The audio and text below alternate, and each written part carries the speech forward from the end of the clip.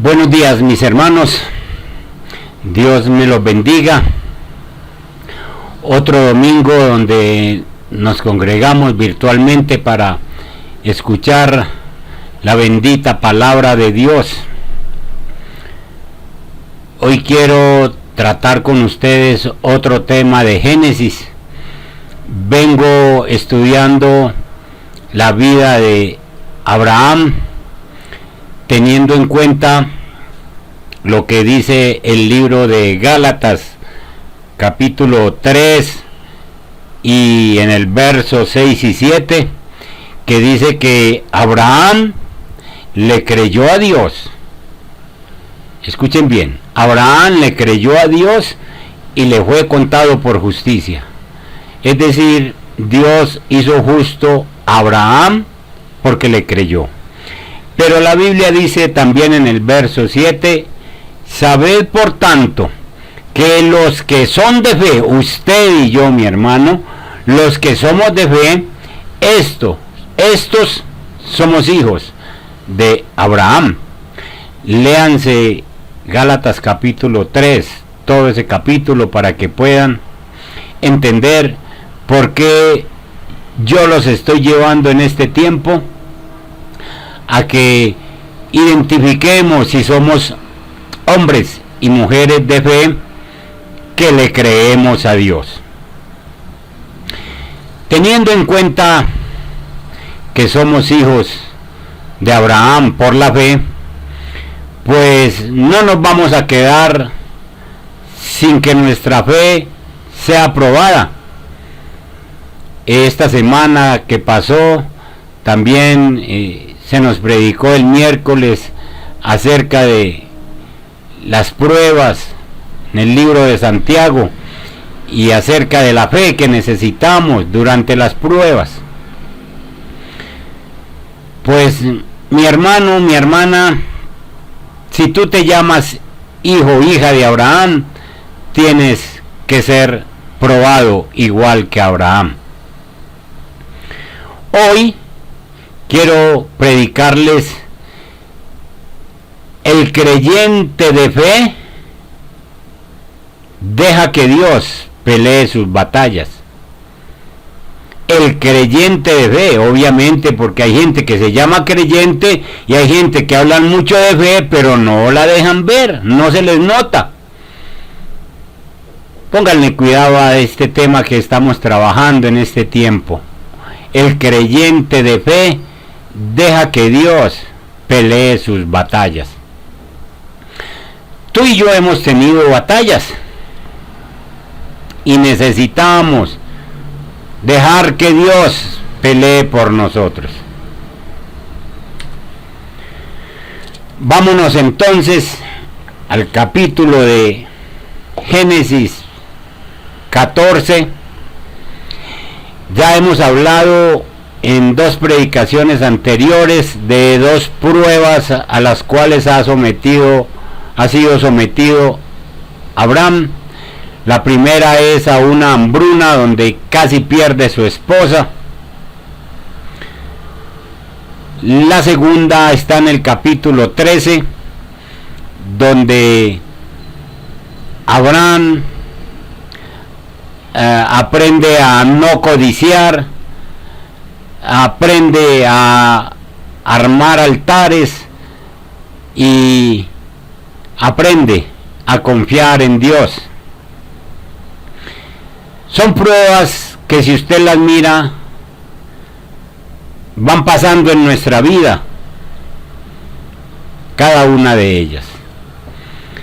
Y vamos a ver una tercera prueba de Abraham y cómo permite que Dios pelee la batalla por él. Ubíquense entonces en Génesis capítulo 14. Y dice la Biblia: aconteció en los días de Amraphel, rey de Sinar, Arioc, rey de Elazar, Kedorlaomer, rey de Elam, y Tidal, rey de Goim. Hasta ahí llevamos 4 reyes. 4 reyes que pertenecen al imperio babilónico y al imperio persa. Y dice el verso 2 que estos 4 reyes hicieron guerra contra Bera, rey de Sodoma, contra Birsa, rey de Gomorra, contra Sinab, rey de Adma, contra Semeber, rey de Seboim, y contra el rey de Bela, la cual es Zoar. 5 reyes a este lado de Sodoma.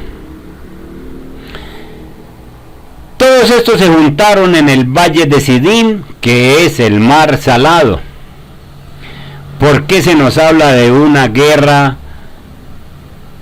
en Génesis 14? Es la primera guerra que se nos presenta en la Biblia. Pero ¿por qué se nos habla de una guerra? Pues porque vamos a ver involucrados a Lot y a Abraham. Por eso la Biblia nos habla de esta guerra. Si no fuera por Lot y por Abraham que entran a estar involucrados allí, no habría para qué mentar esta guerra. Dice el verso 4: 12 años habían servido a Kedorlaomer, y en el 13º se rebelaron. ¿Qué quiere decir este versículo? Que durante 12 largos años le habían servido a este rey. Eran tributarios de ellos. Pero se rebelaron en el año número 13. Y en el año número 14 vino Kedorlaomer y los reyes que estaban de su parte y derrotaron a los refaitas en Astarot, Carnaín, a los susitas en Ham, a los semitas en Sabe y Kiriatín. Todos estos nombres nos sirven mucho para que aprendamos a pronunciar todos estos términos hebreos. Verso 6: y a los horeos en el monte de Seir hasta la llanura de Param que está junto al desierto. Verso 7: y volvieron y vinieron a En-Mispad, que es Cades, y devastaron todo el país de los amalecitas, y también al amorreo que habitaba en Hasezón Tamar. Verso 8: y salieron el rey de Sodoma, el rey de Gomorra, el rey de Adma, el rey de Seboim y el rey de Bela, que es Zoar, y ordenaron contra ellos batalla en el valle de Sidín. Esto es contra Kedorlaomer, rey de Elam, Tindar, rey de Goim, Anrafel, rey de Sinar, y Arioc, rey de Elazar. 4 reyes contra 5. Leamos el verso 10. Y el valle de Sidín estaba lleno de pozos de asfalto, y cuando huyeron el rey de Sodoma y el de Gomorra, algunos cayeron allí y los demás huyeron al monte. Ya vimos la descripción de la situación que tenemos. Es el primer relato de una guerra en la Biblia. En el tiempo de la antigüedad, antes de Abraham, Nimrod había establecido un imperio en Babilonia. Y muchos años después son estos 4 reyes que están en el versículo 1, los que se unieron para establecer un imperio poderoso y dominaron a otras 5 naciones que están aquí al lado de Sodoma. ¿Qué pasó, hermanos? Como les dije ahora, ¿por qué esta guerra? ¿Por qué esta situación es nombrada en la Biblia? Pues porque sencillamente vamos a ver involucrados a Lot, que está viviendo ¿dónde? En Sodoma. Y luego es involucrado Abraham en esta guerra. Que quede bien claro que hay 4 reyes poderosos del lado de Babilonia contra 5 reyes que están en este lado de Palestina, y entre ellos el rey de Sodoma y el rey de Gomorra. Pero esta resistencia es acabada, es aplastada. Dice que fue tal el poder de Kedorlaomer, de este rey, que gobernaba a estas 4, o que más bien lideraba a estos 4 reyes, que las naciones que se oponían fueron aplastadas por completo, al grado que en su carrera ni siquiera veían por dónde iban, y cayeron en pozos de asfalto. Esos pozos de asfalto estaban alrededor del Mar Muerto, que siempre ha sido un centro de riqueza por el asfalto que allí se produce, y entonces existían esos pozos, y ellos, conociendo el terreno, ni siquiera sabían por dónde huían, y allí caían y se morían. ¿De qué nos ayuda todo esto? Nos ayuda a entender la dimensión del problema que iba a enfrentar Abraham más tarde. Entonces, dice el verso 11 que tomaron la riqueza de Sodoma y de Gomorra y todas sus provisiones y se fueron. Es decir, desalojaron, quitaron toda la riqueza, que no era poquita, que había en Sodoma y Gomorra. Pero el verso 12 dice que también tomaron a Lot, hijo del hermano de Abraham, que moraba en Sodoma, y se llevaron sus bienes, los bienes de Lot. Cuando la Biblia habla de que aparte de que se llevaron los bienes de Sodoma y se llevaron los bienes de Lot, es porque está diciendo que los bienes de Lot eran tantos como los de Sodoma. Era sumamente rico, y se llevaron sus bienes y se fueron.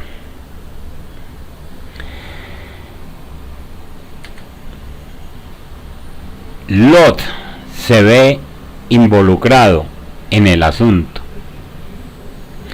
¿Por qué Lot se ve involucrado en esta situación? Las malas decisiones tuyas y mías tarde o temprano traen sus consecuencias. Usted que me está oyendo, mi hermano, mi hermana, sabe que usted y yo hemos tomado malas decisiones, y que no se ha tardado la mano de Dios para hacernos sentir las consecuencias de esas malas decisiones. Ustedes recuerdan en el capítulo 13 que Lot miró la llanura del Jordán y fue poniendo sus tiendas hasta llegar a Sodoma, y se enamoró de esas tierras.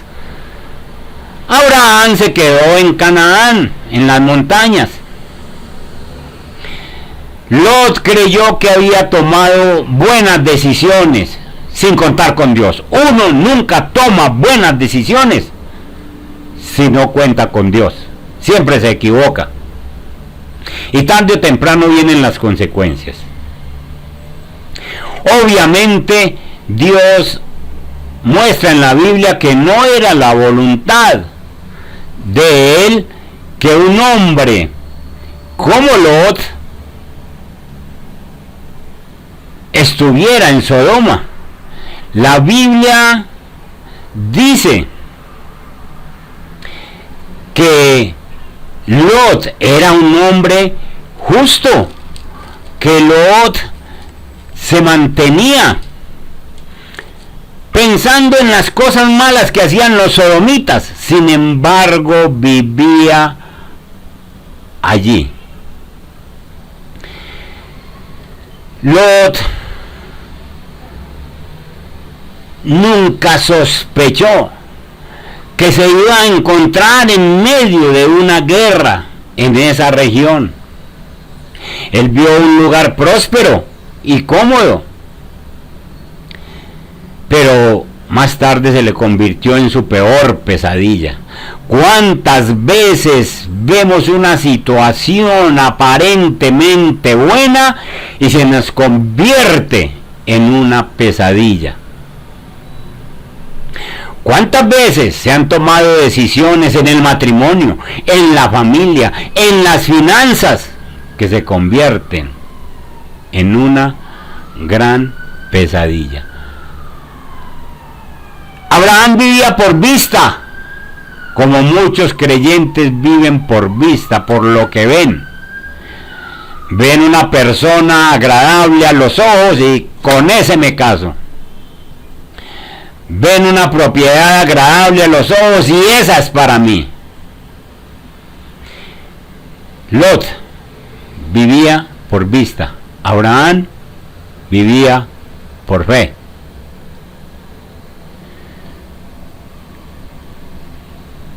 Y lo fueron cogiendo las influencias de Sodoma porque vivía por vista. Como les decía, no es la voluntad de Dios que uno viva en las cosas del mundo, en las cosas de Sodoma. No es la voluntad de Dios, es la voluntad de uno. La Biblia defiende a Lot. En 2 de Pedro capítulo 2, del verso 6 al 8, nos muestra que Lot era un hombre que tenía una condición de justo. Dice la Biblia en el verso 6 del capítulo 2 de 2 de Pedro: y si condenó por destrucción a las ciudades de Sodoma y Gomorra, reduciéndolas a cenizas y poniéndolas de ejemplo a los que habían de vivir impíamente. Es un ejemplo de los que viven impíamente. Eso le pasó a Sodoma y Gomorra, y eso le va a pasar a este pueblo si no aprenden a conocer a Dios. Pero dice la Biblia: y libró al justo Lot. Nosotros nos maravillamos cuando estudiamos la vida de Lot y la Biblia termina diciendo que es un justo. El justo Lot. ¿Y por qué lo libró? Porque mantenía abrumado por la nefanda conducta de los malvados. Porque este justo que moraba entre ellos afligía cada día su alma justa, viendo y oyendo los hechos inicuos de ellos. Es decir, que Lot estaba en Sodoma, pero todos los días afligía su alma, oraba por esa gente, y a él le dolía lo que hacían. Sin embargo, tiene que pagar el hecho de que no toma a Dios en cuenta para tomar decisiones. Hermanos, nosotros no podemos anteponer nuestra comodidad o nuestra prosperidad y nosotros coquetear con un ambiente lleno de pecado. Nosotros no podemos de ninguna manera decir: me siento cómodo en esta situación y entonces dejo aparte algo que Dios me pone, una situación agradable a Dios, por comodidad mía, la dejo y tomo una situación que es pecaminosa delante de Dios. ¿Cómo se le ocurre a hombres dejar una mujer buena porque se enamora de otra que no es tan buena, sino que sencillamente a él le parece que ya es hora de cambiar? ¿Cómo se le ocurre a una mujer dejar un hombre bueno y trabajador por otra situación carnal que le parece que es buena para determinada época o determinado tiempo de su vida? Váyanse a 2 de Corintios capítulo 6. En el verso 14 la Biblia a nosotros nos dice que no nos unamos en yugo desigual. con los incrédulos. Porque qué compañerismo tiene la justicia con la injusticia, y qué comunión tiene la luz con las tinieblas. La Biblia se cansa de decirnos a nosotros: no se metan en yugo desigual. Miren las decisiones de Lot. Sencillamente se mete con Sodoma y allí sufre las consecuencias de su unión con el pecado. ¿Qué concordia tiene Cristo con Belial, con el diablo? ¿Qué amistad hay? Ninguna. ¿Qué parte tiene el creyente con el incrédulo? ¿Qué acuerdo hay entre el templo de Dios y de los ídolos? Porque dice la Biblia: vosotros sois el templo del Dios viviente. Como Dios dijo: habitaré y andaré entre ellos. ¿Entre cuáles ellos? ¿En dónde habita y en dónde anda Dios? Entre los creyentes, mis hermanos. Y seré su Dios, y ellos serán mi pueblo. Por lo cual, salid de en medio de ellos y apartaos, dice el Señor, y no toquéis lo inmundo. Y yo os recibiré, y seré para vosotros por padre, y vosotros me seréis hijos e hijas, dice el Señor Todopoderoso. Hermanos, las malas decisiones tarde o temprano traen sus consecuencias. Para Lot, se enredó con las cosas de Sodoma y no tardaron las consecuencias. ¿Por qué se ve involucrado Abraham? Verso 13. Dice que oyó Abraham que su pariente estaba prisionero y armó a sus criados, los nacidos en su casa, 318, y los siguió hasta Dan.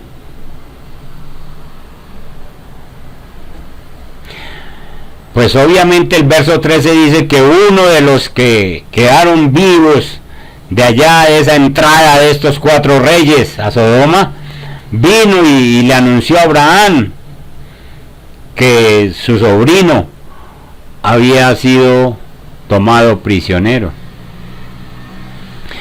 Muchas cosas podemos aprender del involucramiento de Abraham en esta guerra. ¿Cómo ha crecido en fe Abraham? ¿Cómo ha crecido en fe? Hace unos días lo vimos, era capaz de entregar a su esposa al faraón, a su esposa, arriesgando su futuro. Pero ahora arriesga todo lo que tiene por libertar a su sobrino Lot. ¿Qué está pasando con Abraham, hermanos? Abraham está creciendo en fe. Tú y yo estamos creciendo en fe cada día. Y entonces encontramos en Abraham, lo primero que encontramos es que en él hay una compasión fraternal. Hay un amor intenso por la familia. Este hombre no se pone a pensar que Lot escogió las mejores tierras. Era un momento muy preciso para decirle: muy bueno lo que te está pasando, porque a la hora de escoger te escogiste lo mejor. Abraham ya no tiene eso en su corazón. ¿Se dan cuenta cómo va creciendo uno en fe? ¿Cómo te estás comportando con la familia en medio de esta batalla que estamos librando del coronavirus? Tal vez, si no tienes una compasión fraternal, no eres capaz de mandar una ayuda para esa familia que no conocen a Cristo, pero que igual están padeciendo en este tiempo. Es el momento para mostrar tu compasión por la familia. Es el momento para ayudar a la familia. Abraham no se puso a pensar, él tomó su decisión. Como muchos de nosotros decimos, él ha tomado su decisión y no quiere seguir a Cristo, que se muera de hambre. Él verá cómo se defienda, que le pida a sus ídolos. No, Señor, eso no es para nosotros, los creyentes que estamos creciendo en fe. Abraham está siendo probado. Les dice que cada situación de Abraham le está siendo probada su fe. Aquí le está siendo probada su fe con relación a Lot. Entonces tiene una compasión fraternal. Esta semana también en el devocional se nos habló de la necesidad que tenemos de hacer un evangelismo personal. No tenemos disculpas, se nos decía en ese devocional, de que no nos vemos con las personas. Una llamada, sencillamente una oración, un cómo estás, cómo te está yendo, y hablarles de Cristo, mis hermanos. Se nos explicó bien en ese devocional. Gracias a la hermana que nos ayudó en ese tiempo, en ese día, con ese devocional. Tienes una compasión fraternal en este tiempo.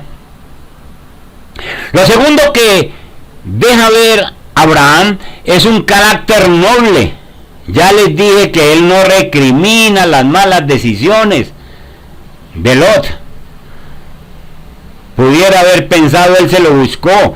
En ningún momento es vengativo. Cuando a nosotros alguna persona nos hace daño, pues estemos dispuestos a perdonarles. Y más en este tiempo, pobrecita la gente que viven sin Cristo. Pobrecita la gente que no tienen unas mañanas, unas noches de relación con Cristo como nosotros lo tenemos. Yo encuentro mucha paz en orar por las mañanas, en orar por las noches, en tener un Dios que me escucha. Pobrecita la gente que no lo tienen. Debemos tener un carácter noble para pensar en esa gente y no recriminarle sus malas acciones, y menos en este tiempo.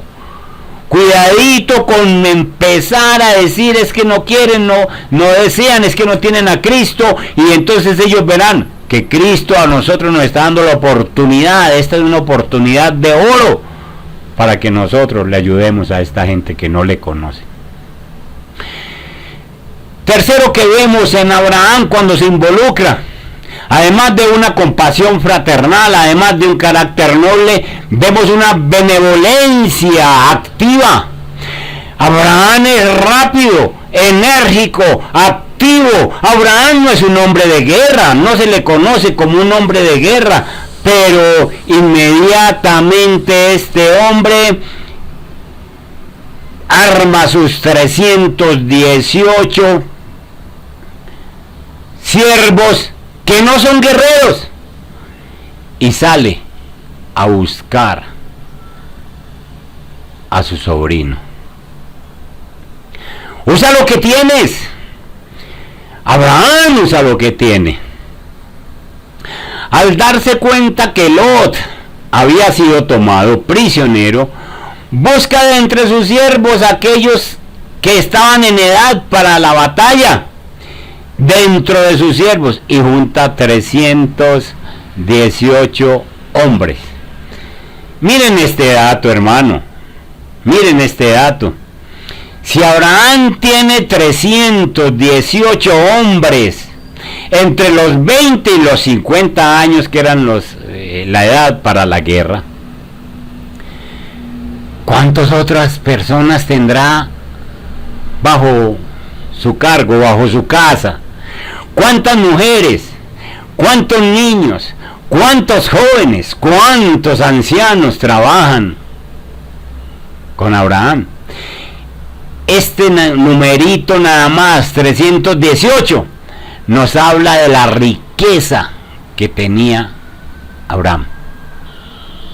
Un hombre sumamente rico. Bueno, pero ¿qué eran 318 hombres que no estaban expertos en guerra? contra un imperio de 4 reyes que se movieron desde Babilonia, expertos en guerra, y que ahora se han llevado todas las pertenencias de Sodoma y de Gomorra y las pertenencias de Lot. ¿Qué son estos 318 hombres contra ese ejército tan poderoso? Pues era lo que tenía Abraham. Usa lo que tienes. Usa lo que tienes. A veces nosotros enfrentamos retos tan enormes. A veces enfrentamos batallas tan grandes que nosotros nos sentimos como nada frente a ese problema. Pero igual que Abraham, nosotros debemos buscar lo que tenemos y encomendarnos a Dios. Él hará el resto. Usa lo que tienes. Cuando hace 15 años, a propósito, en este agosto se nos perdió el cumpleaños de la iglesia. Pero hace 15 años, mi esposa y yo fuimos a abrir la obra. Y entonces escuchamos muchas voces que nos dijeron, ¿cómo van a abrir una iglesia? ¿Ustedes con qué van a pagar? Eso vale mucha plata. ¿Con qué van a sostener? Ustedes no tienen gente. ¿Qué van a hacer ustedes? Recuerdo a mi esposa decir, esto no es de nosotros. La iglesia que vamos a abrir, eso le pertenece al Señor y el Señor verá qué hace con nosotros. Recuerdo que no teníamos con qué pagar el primer arriendo. Ya ustedes me han escuchado de estos testimonios. Y había una hermana que tenía 600,000 pesos y digo, estos son mis diezmos. Y otra se juntó de las que llegaron con nosotros, 4 o 5 personas, y digo, ¿cuánto falta? Faltan 700. 1.300.000 era el primer arriendo. Y bueno, pastor, y yo como que oí la voz de Dios y dice, eso es lo que tienes, eso es lo que hay. Ya te di con que pagues el primer arriendo. No hemos faltado durante 15 años de pagar el arriendo. Porque no soy yo, porque es el Señor. Y yo simplemente junté lo que tenía. Mi predicación, mis fuerzas, mis ánimos, mi esposa, y empezamos un grupo. Ustedes ven la iglesia Casa de Dios para la Familia hoy. A propósito, bendigo a todos ustedes en el nombre de Jesús. Bendigo la iglesia. Hoy ya ajustamos casi 4 meses. Estamos pagando el local porque ustedes son fieles en sus diezmos y ofrendas. Les bendigo porque Dios no olvida esas bendiciones, y tenemos donde regresar para que el día que el Señor nos dé la orden, tenemos el lugar donde regresar, adecuadito, pintadito, organizadito, todo listo para regresar a la iglesia. ¿Qué pasó en ese tiempo? Juntamos lo que teníamos, dejamos que Dios pelee las batallas por nosotros. Dios es un Dios poderoso, mis hermanos. Él podría ayudarnos de tal manera que nosotros no tengamos que hacer absolutamente nada. Pero Él quiere que nosotros pongamos lo que tenemos. Dios no quiere que nosotros nos convirtamos en unos seres inútiles. Él no nos hace las cosas, Él quiere capacitarnos para que logremos las cosas, para que tengamos fe. Dios quiere mostrar su gloria, Dios quiere mostrar su poder, y también quiere que nosotros aprendamos a desarrollar la fe que Él nos ha dado, que creamos en Él.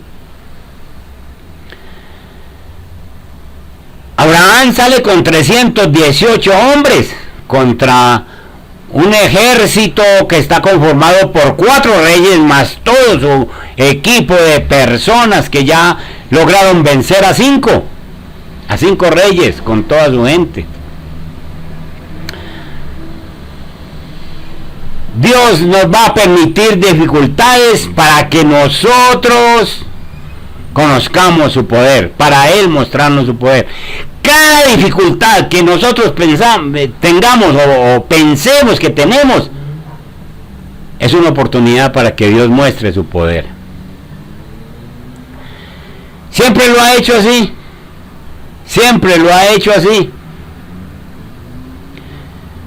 Dios se ha manifestado con cosas pequeñas para hacer cosas grandes. Hermanos, no es gracia que alguien tenga mucho dinero y tenga cosas y viva bien. Eso no es nada del otro mundo. Se supone que tiene dinero y que debe tener una buena casa y que debe vivir bien, que debe tener paz. Pero que una persona con pocos recursos tenga cosas y viva bien, eso sí es estar con Dios, eso sí es dejar que Dios luche por nosotros. Y nosotros conocemos en este tiempo de pandemia a muchas personas que se han sostenido, pero tienen con qué. Pero conocemos otros que Dios nos ha sostenido y que sencillamente nosotros decimos, vemos la mano de Dios en tiempos como estos y no sé cómo, pero a mí no me falta nada. Ese es Dios. Dios usa lo que tienes. Si nosotros somos cristianos, debemos estar confiados con Jesucristo, que siempre seremos más que vencedores. Dios es especialista, hermanos, en usar lo poco que tenemos para hacer grandes cosas. Lo vemos una y otra vez en la Biblia. Cogió a un muchacho, el Señor Jesús, cogió a un muchacho que en medio de una multitud que lo estaban escuchando predicar, los cogió la tarde y cogió a un muchacho que tenía unos pocos panes y unos pocos peces, los puso en las manos de Jesús y Jesús le dio a todo el mundo. Siempre ha hecho lo mismo. Con Moisés, a la hora de enfrentar al faraón, le preguntó a Moisés en Éxodo capítulo 4, verso 2, ¿qué tienes en la mano? Y Moisés mira y una vara.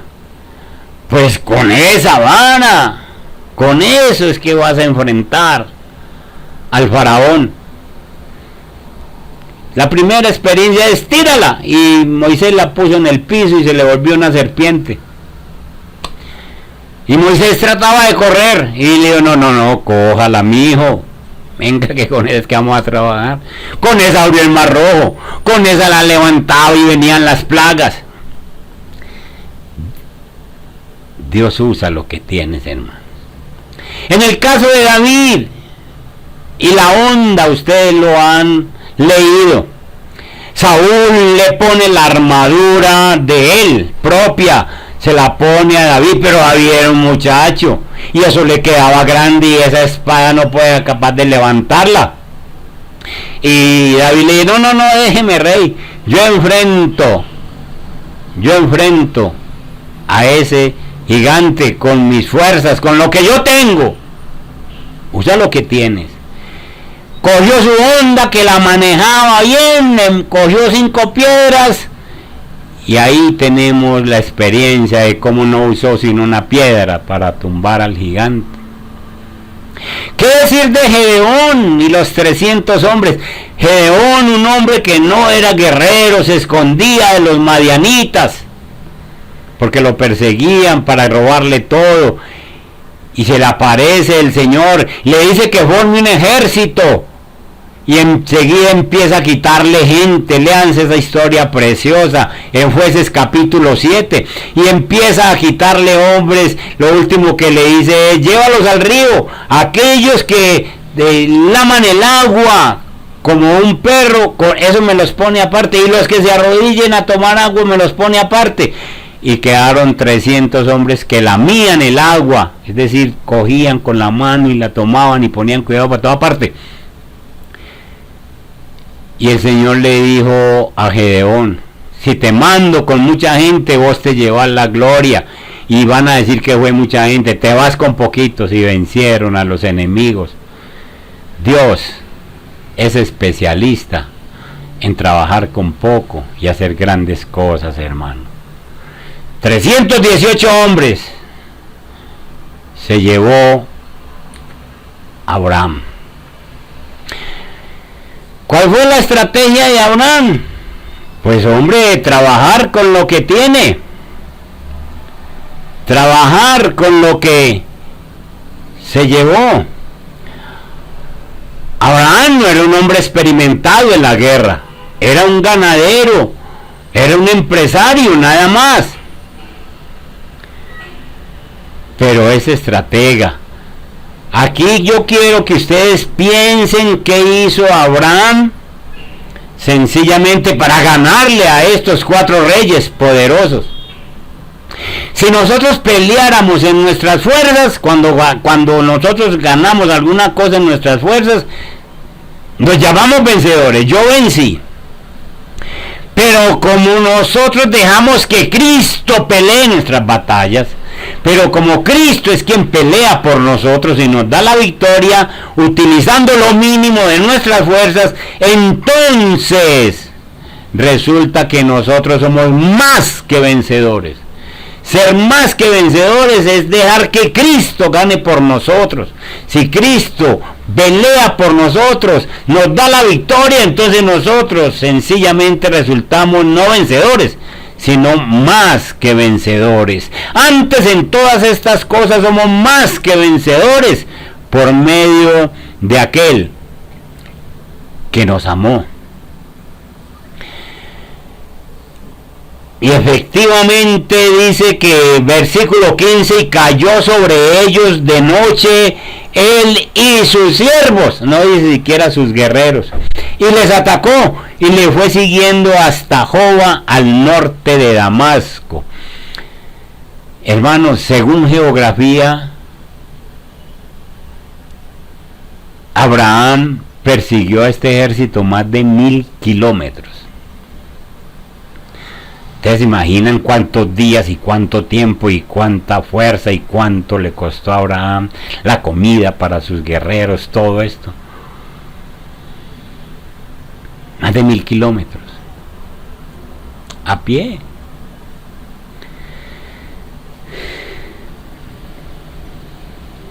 Verso 16.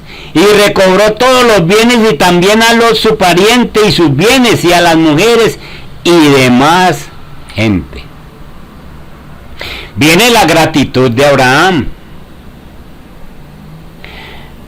Cuando volvía de la derrota, estoy en el verso 17, de Kedorlaomer y de los reyes que con él estaban, salió el rey de Sodoma a recibirlo al valle de Sabe, que es el valle del rey. Verso 18. Entonces Melquisedec, rey de Salem y sacerdote del Dios Altísimo, sacó pan y vino. Al regreso de su victoria se le presentan 2 personajes. Primero, Bera, el rey de Sodoma, y segundo, Melquisedec, rey de Salem y sacerdote del Dios Altísimo. Es decir que Abraham al mismo tiempo tuvo la oportunidad o de jactarse de su victoria delante del rey de Sodoma, o de darle toda la gloria a Dios delante de Melquisedec. Abraham le da la gloria y la gratitud a Dios. Esto nos muestra que Abraham sabía que el triunfo no era de él. Abraham sabía que era de Dios. Abraham, solo con 318 hombres que no son expertos en guerra, no había podido vencer el imperio de esos babilónicos en ese tiempo. Jamás hubiera podido. Entonces, Abraham sabe de dónde viene la victoria. Abraham lo demuestra recibiendo a Melquisedec. Ya tendremos tiempo de hablar de Melquisedec, pero la Biblia nos dice que este hombre no tenía parentela, ni padre ni madre. Nos dice que es el rey de Salem, rey de justicia, rey de paz. Para hacerles cortico el relato, la Biblia nos muestra que aparece con pan y vino. El único que aparece con pan y vino para celebrar la redención, para celebrar la libertad, es Jesús. Algunos teólogos han concordado en que se trata de una aparición de Jesús en el Antiguo Testamento. Abraham entonces, dice el verso 19, que fue bendecido.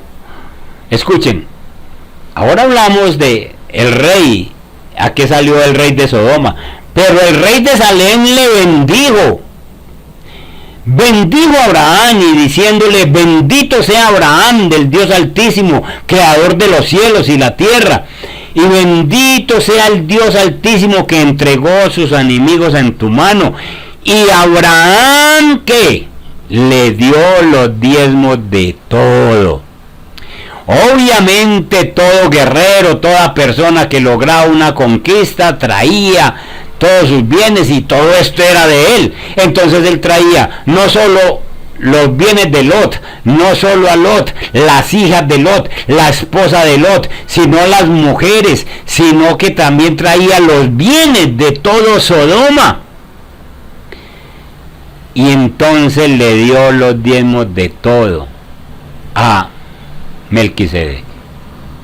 Obviamente, dice la Biblia, que el mayor bendice al menor, dice en Hebreos capítulo 7. Obviamente Abraham ve a Melquisedec mayor que él y le diezma. Y él lo recibe porque sabe que es bendición para Abraham. Esto nos enseña que la ofrenda o diezmo a Dios es un símbolo de reconocimiento y de gratitud, reconociendo que Dios es nuestro proveedor y agradeciendo lo que Él en su bondad nos concede tener. Escúcheme, mi hermano, esto es sencillamente del Antiguo Testamento, y apenas empezando la Biblia, Génesis 14, vemos a Abraham ofreciendo sus diezmos. Se había dado cuenta de quién es el triunfo. Abraham había orado al Señor, obviamente, antes de salir con sus 318 muchachos. Ahí muestra cómo Dios le ayuda a vencer sus batallas. Y cómo Dios le manda dos reyes, un pagano y uno que lo bendice a Melquisedec. Y Abraham sabe escoger. ¿Cómo ha crecido Abraham?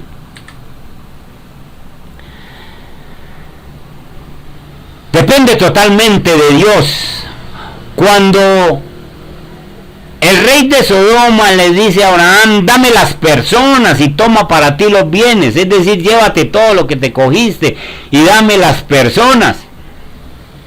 Y respondió Abraham al rey de Sodoma: he alzado mi mano a Jehová Dios Altísimo, creador de los cielos y de la tierra, que desde un hilo hasta una correa de calzado nada tomaré de todo lo que es tuyo, para que no digas: yo enriquecí a Abraham.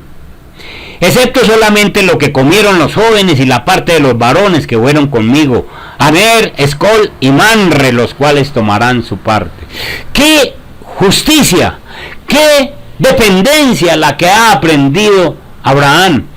Esta es una gran tentación que el diablo le pone a Abraham para que se tome las cosas de Sodoma, para que se lleve todos los bienes de Sodoma.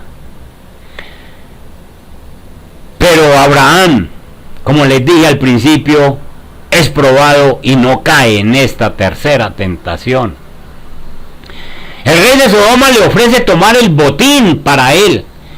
Y Abraham contesta con un juramento, es decir, con la mano en alto. Ellos levantaban la mano para decir: le he hecho juramento a Dios que Dios a mí me bendice y yo no necesito nada tuyo, porque esas cosas paganas y mundanas a mí no me van a enriquecer, a mí me enriquece es lo que Dios me manda. Esto nos habla de su preparación espiritual, esto nos habla de su comunión previa que tenía con Dios antes de ir a la guerra. Él había decidido no recibirle nada a este rey, y si le recibe alguna cosa, queda dependiendo de ese rey, queda como súbdito de ese rey de Sodoma.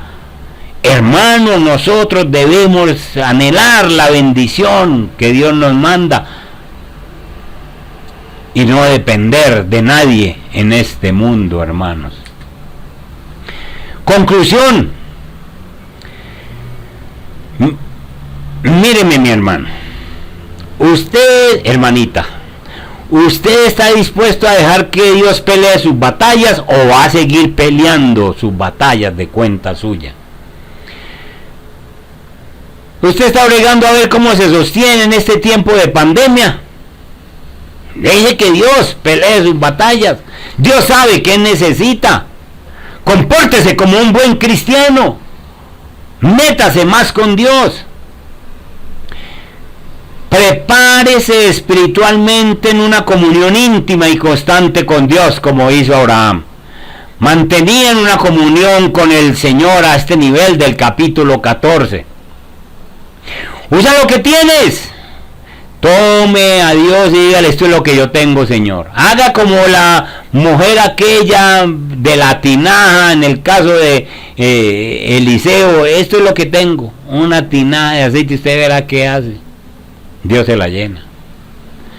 No se ponga límites a usted mismo. Lo poco que tenemos o que sabemos es mucho en las manos de Dios. Preséntele a Dios, preséntele su tiempo devocional, preséntele sus fuerzas, preséntele sus ánimos, preséntele sus talentos, preséntele sus... Este soy yo, Dios, esta soy yo, este soy yo. Créale como Abraham, créale a Dios, confíe en Él, espere en Él. Si Dios es con usted, ¿quién estará contra usted? Así hizo Abraham, salió con Dios. Y al final de todo, sea agradecido, dele la gloria a Dios. Dios siempre debe recibir la gloria. No le quite la gloria a Dios en todo lo que pasa. Dele gloria a Dios, porque ahora sencillamente estamos pasando momentos difíciles. Pero cuando todo esto pase, dele gloria a Dios, a nadie más. La gloria es para nuestro Señor. Dice el Salmo 115, el verso 1. Espérenme un momentico, lo leemos. Dice: no a nosotros, oh Jehová, no a nosotros, sino a tu nombre da gloria, por tu misericordia y por tu verdad. Todo lo que pase en tu vida en este tiempo, dale la gloria a Dios. Padre que estás en los cielos, bendice tu iglesia, Señor. Nos has estado hablando, Señor, que nosotros somos hijos de Abraham. Por lo tanto, pasamos pruebas. Aquí tenemos una tercera prueba, Señor. Bendito Dios, ayúdanos a pasar. Ayúdanos a estar atentos a todas estas situaciones. Ayúdanos a que dejemos que tú pelees por nosotros, Señor. Si tú peleas nuestras batallas, nosotros somos más que vencedores. Bendiciones, mis hermanos. Dios me les guarde.